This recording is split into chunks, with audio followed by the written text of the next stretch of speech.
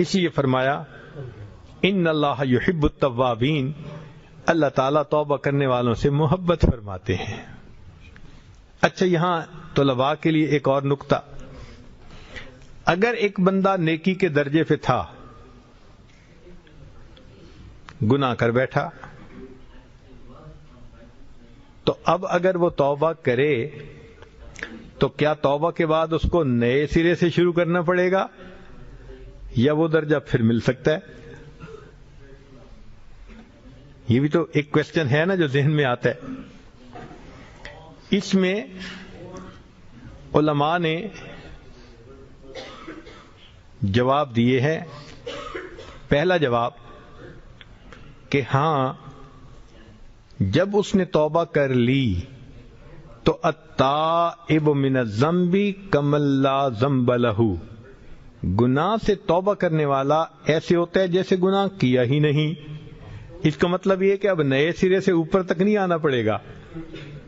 توبہ کی قبولیت اللہ تعالیٰ اس کو وہی درجہ پھر عطا فرما دیں گے۔ اور بعض نے یہ کہا کہ نہیں، توبہ اگر اس نے سچی کی تو اللہ تعالیٰ فرماتے ہیں اولئک یبدل اللہ سیئاتہم حسنات، میں گناہوں کو نیکیوں میں تبدیل کر دوں گا۔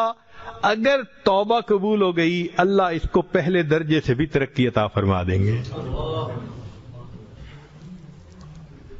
اسی حدیث پاک میں آتا ہے کہ ان العبد لیعمل الذنب یدخل به الجنہ، کہ کئی مرتبہ بندہ گناہ کرتا ہے، وہ گناہ جنت میں جانے کا اس کا سبب بن جایا کرتا ہے۔ ایک اصول کی بات یاد رکھیے کہ من ترک للہ شیئا عوضہ اللہ خیرا منہ، جو اللہ کے لیے کوئی چیز چھوڑتا ہے تو اللہ اس کو اس سے بہتر بدلہ عطا فرماتا ہے۔ تو ہم اگر اللہ کے لیے گناہوں کو چھوڑیں گے تو اللہ ہمیں اس سے بہتر بدلہ عطا فرمائیں گے۔ چنانچہ من ترک الکبر ولزم التواضع، جو کبر چھوڑ دے اور تواضع کو اختیار کرے تو اسے کیا جواب میں ملے گا؟ اللہ بلندی دیں گے۔ حدیث پاک میں آیا من تواضع للہ رفعہ اللہ، جو اللہ کے لیے تواضع اختیار کرتا ہے اسے اللہ بلندی عطا۔ اب جسے اللہ اٹھائے گا اسے کون نیچے گرا سکتا ہے؟ وَتُعِزُّ مَن تَشَاءُ وَتُذِلُّ مَن تَشَاءُ، یہ تو اللہ کے اختیار میں ہے۔ تو جو بندہ اللہ کے لیے گناہ چھوڑے گا، اللہ اس کو اس سے بہتر چیز لوٹائیں گے۔ چنانچہ حدیث پاک میں آتا ہے کہ جس بندے نے غیر محرم پر نظر ڈالنے والا گناہ چھوڑ دیا، اللہ اس کے بدلے اس کو عبادت میں لذت عطا فرما دیتا ہے۔ اب یہ غیر محرم کی طرف دیکھنا تو ایک لمحے کی لذت تھی، اور یہ عبادت کی لذت تو ہمیشہ کی نعمت ہے۔ تو دیکھیں، چھوٹی چیز کو چھوڑا اور اس کے جواب میں بڑا انعام مل گیا۔ اس لیے ایک روایت میں آتا ہے کہ فجر کی نماز اگر کوئی بندہ قضا کرے تو اس کی زندگی سے برکت ختم ہو جاتی ہے۔ اس کا مطلب یہ کہ اگر کوئی فجر کی نماز پابندگی سے پڑھے گا تو اللہ اس کے بدلے اس کو زندگی میں برکت عطا فرمائیں گے۔ ظہر کی نماز باقاعدگی سے پڑھے گا، چہرے پر صلحاء کا نور عطا فرمائیں گے۔ عصر کی نماز پڑھے گا، اعمال کی توفیق عطا فرما دیں گے۔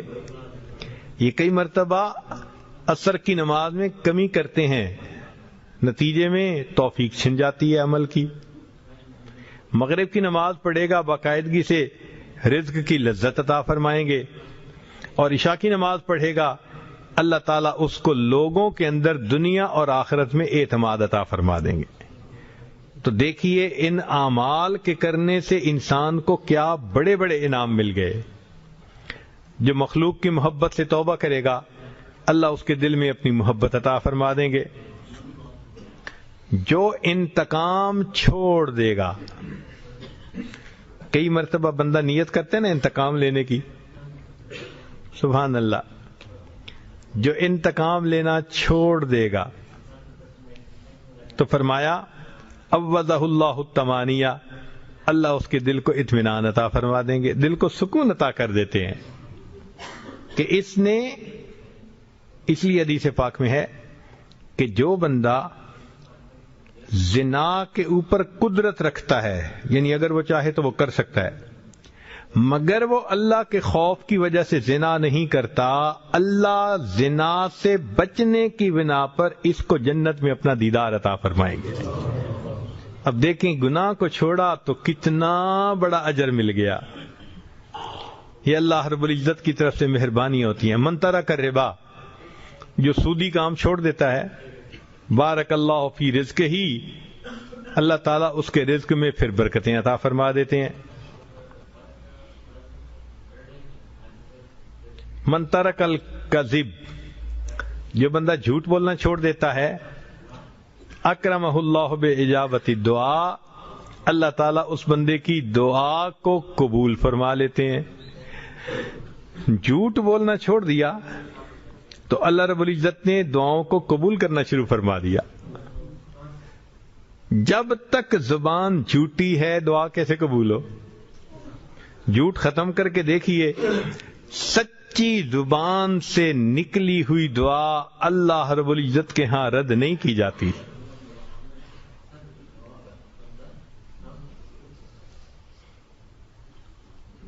جو انسان بری صحبت کو چھوڑتا ہے اللہ اسے نیکوں کی صحبت اختیار کر دیتے ہیں۔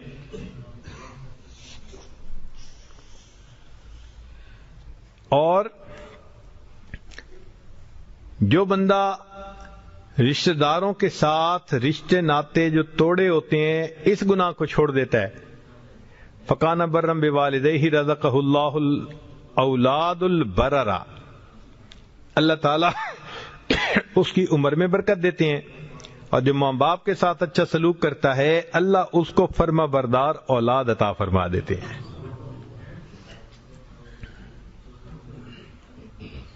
تو رب کریم کی طرف سے بندے کی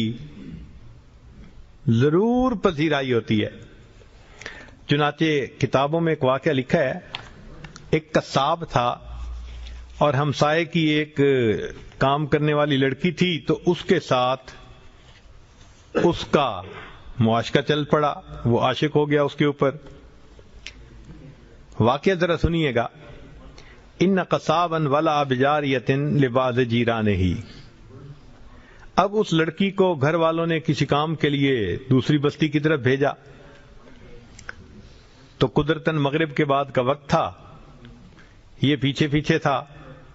فارسلها اهلها الى حاجة لهم فی قریۃ اخری فتبعها، اس بندے نے اس کا پیچھا کیا، فراودها عن نفسها، اور اس کو تنہائی میں دیکھ کے اندھیرے میں پھسلایا، گناہ پہ مائل کیا۔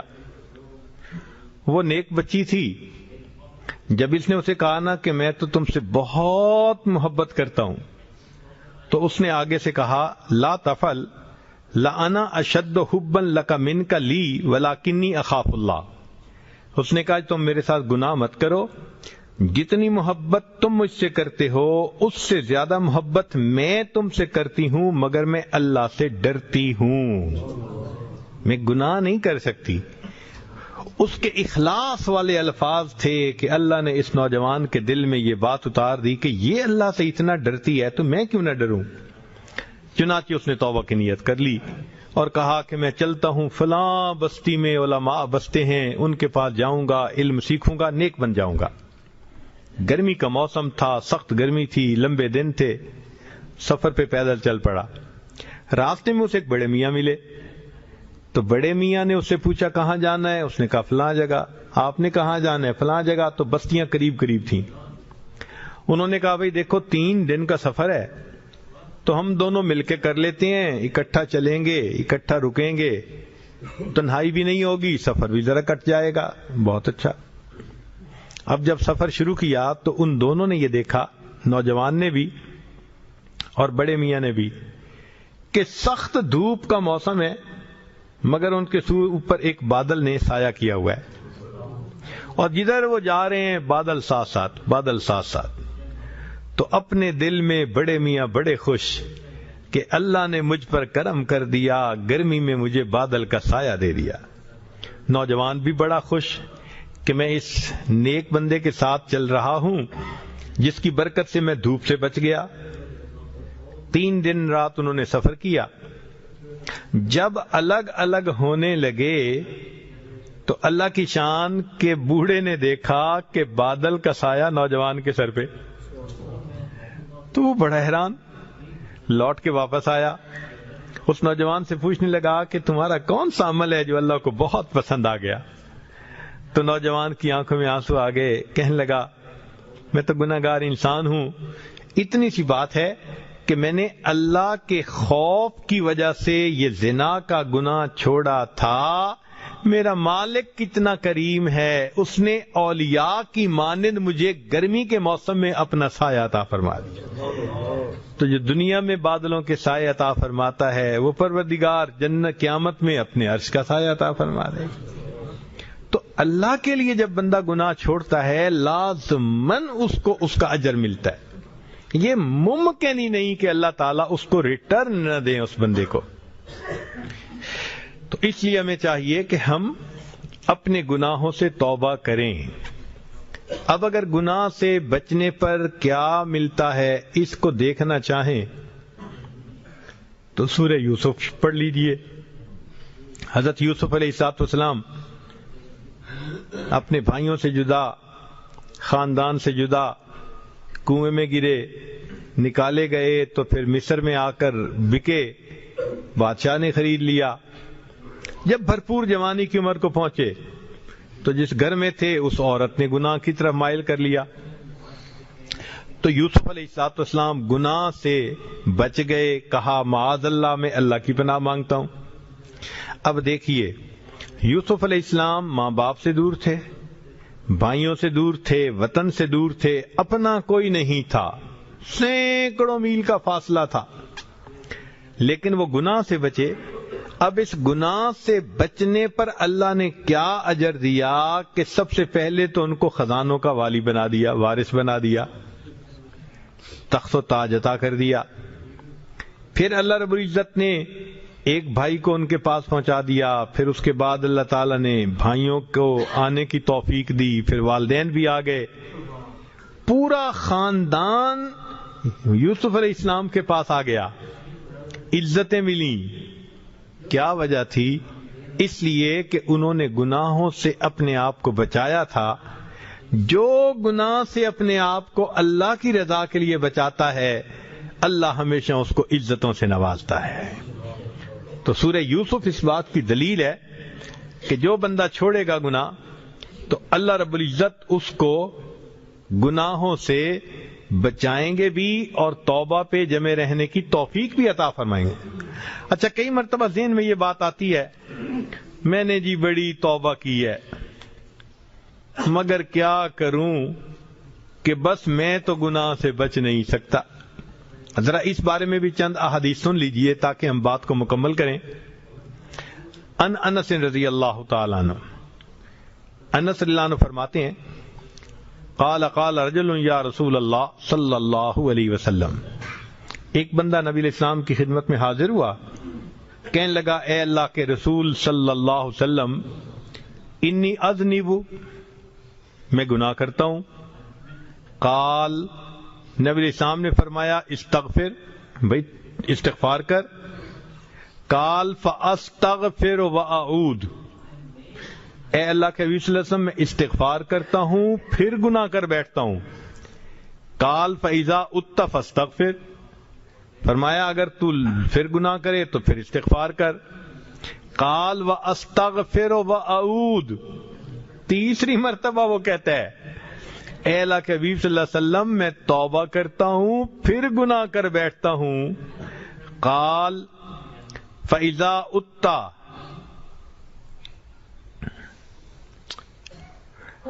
اگر تو نے تیسری مرتبہ یا چوتھی مرتبہ گناہ کیا تو تجھے چاہیے کہ تو استغفار کر حتی حتی یکون الشیطان هو المحصور، حتیٰ کہ شیطان کو حسرت ہو جائے کہ میں اس بندے سے گناہ کرواتا ہوں، یہ توبہ کر کے میرے گناہ کا سارا مسئلہ خراب کر دیتا ہے۔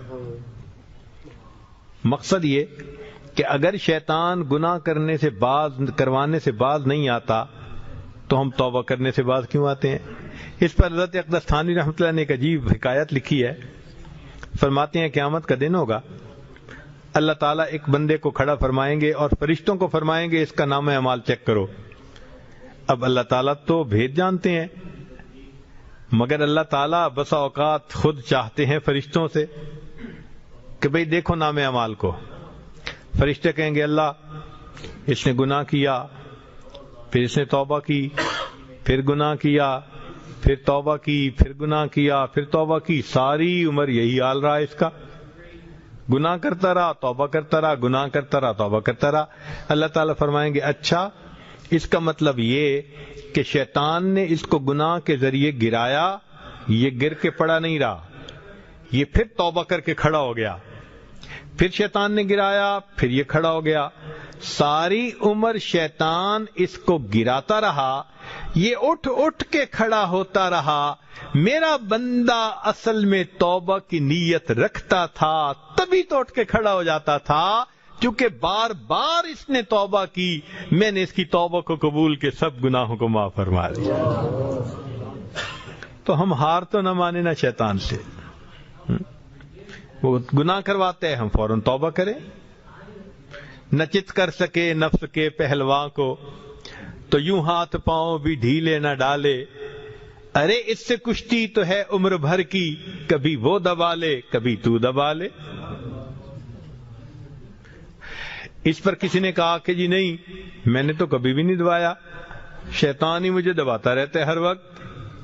تو شاعر نے جواب دیا جو ناکام ہوتا رہے عمر بھر بھی، بہر طور کوشش تو عاشق نہ چھوڑے، یہ رشتہ محبت کا قائم ہی رکھے، جو 100 بار توڑے تو 100 بار جوڑے۔ یہ تیرے رب سے محبت کا رشتہ ہے، شیطان اس کو کاٹتا ہے گناہ کی کینچی سے، تو کٹا نہ رہنے دے، تو پھر گانٹھ باندھ دے، وہ پھر توڑے گا تو پھر گانٹھ باندھے گا، وہ توڑتا رہے گا تو جوڑتا رہے گا، اللہ تجھے جوڑنے والوں میں شمار فرما لیں گے۔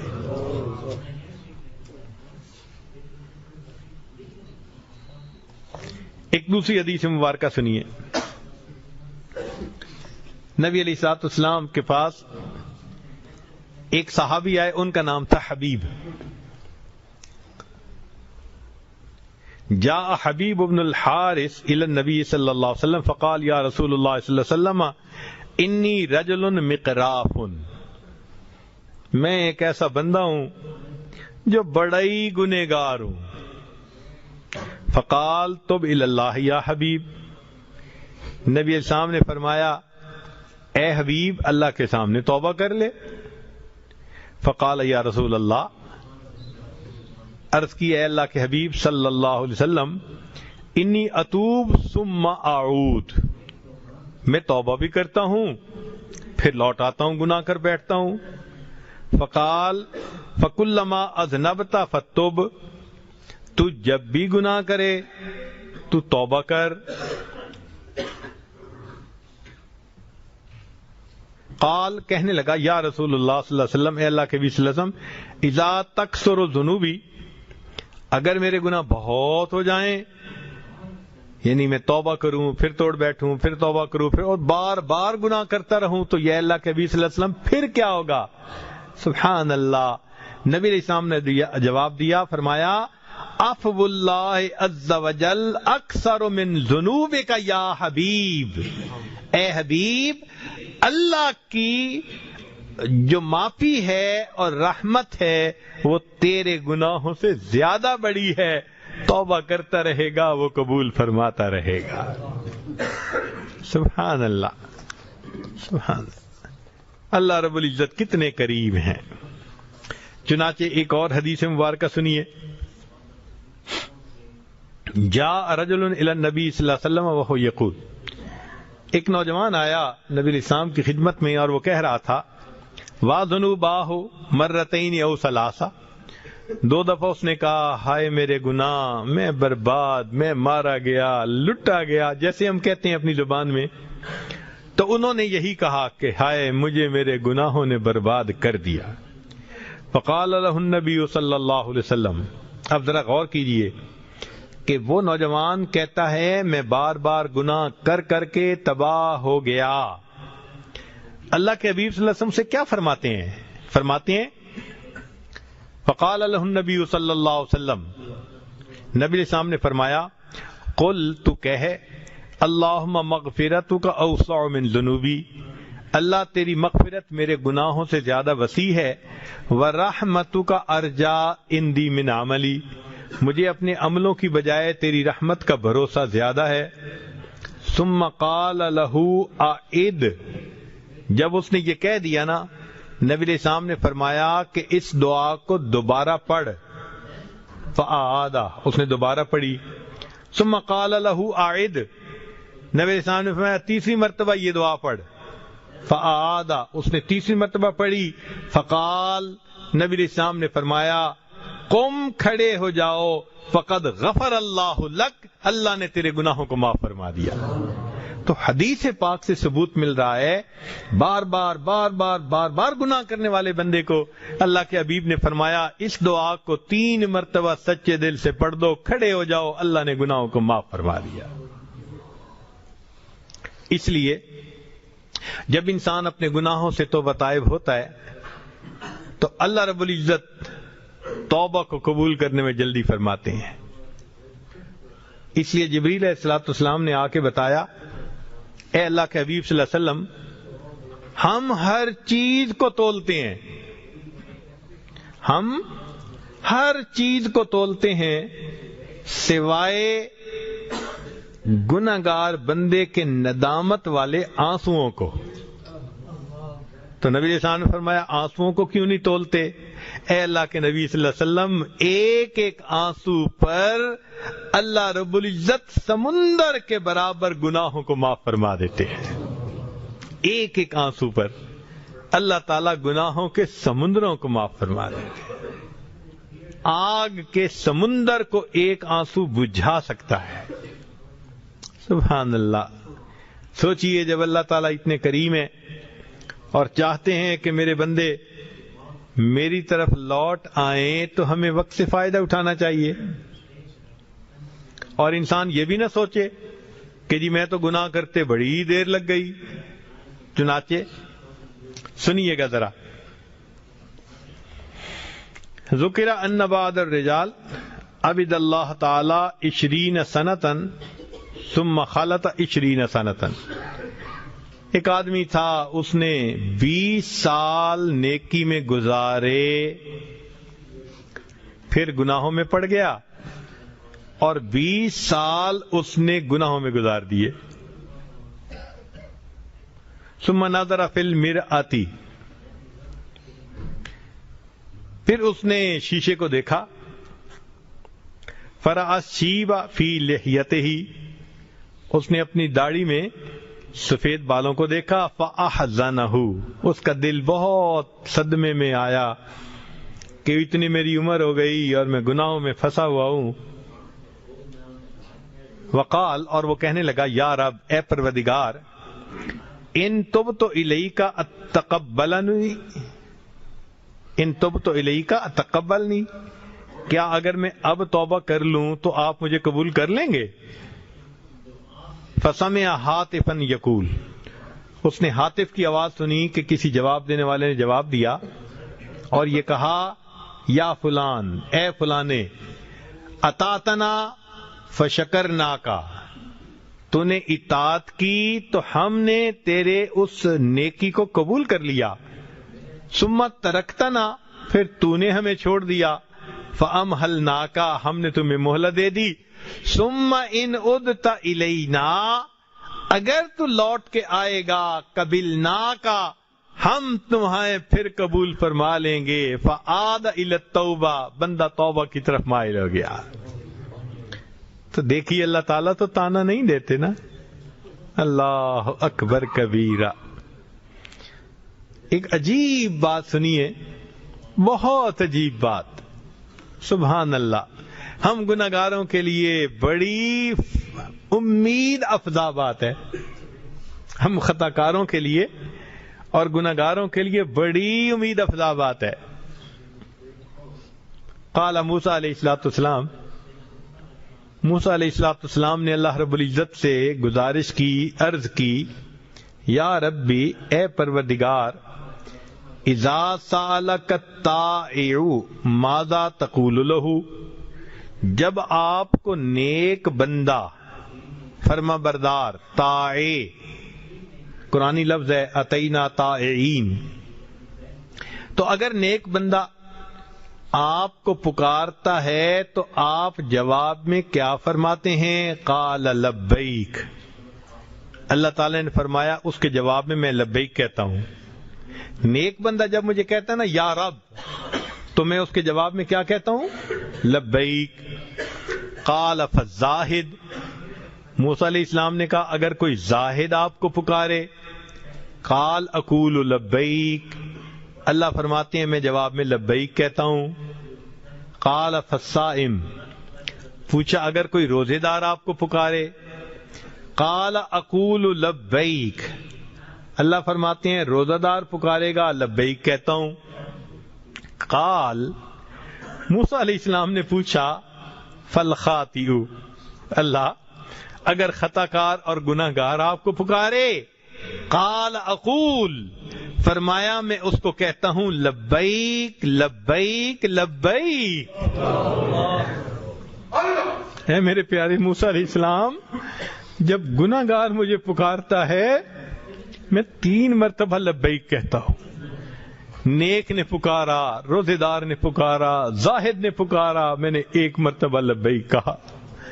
اور جب گناہ گار مجھے پکارتا ہے فَأَقُولُ لبیک لبیک لبیک، اور پھر رب کریم نے اس کا راز بیان کیا، فرمایا یا موسیٰ کل واحد من ہؤلاء یتکل علی عملہ، یہ جو نیک لوگ تھے، روزہ دار تھے، نیک تھے، زاہد تھے، ان کو اپنے عملوں پہ بڑی امیدیں تھیں۔ والعاصی، اور جو گناہگار ہوتا ہے، یتکل علی رحمتی، اس کو صرف میری رحمت کا بھروسہ ہوتا ہے۔ اور میرا یہ دستور ہے کہ من یتوکل علی اللہ فہو حسبہ، جو اللہ پہ توکل کرتا ہے اللہ کافی ہو جاتا ہے۔ کیونکہ گناہگار میرے اوپر توکل کر رہا ہوتا ہے، میں اس گناہگار کے جواب میں 3 مرتبہ لبیک لبیک لبیک کہہ رہا ہوتا ہوں۔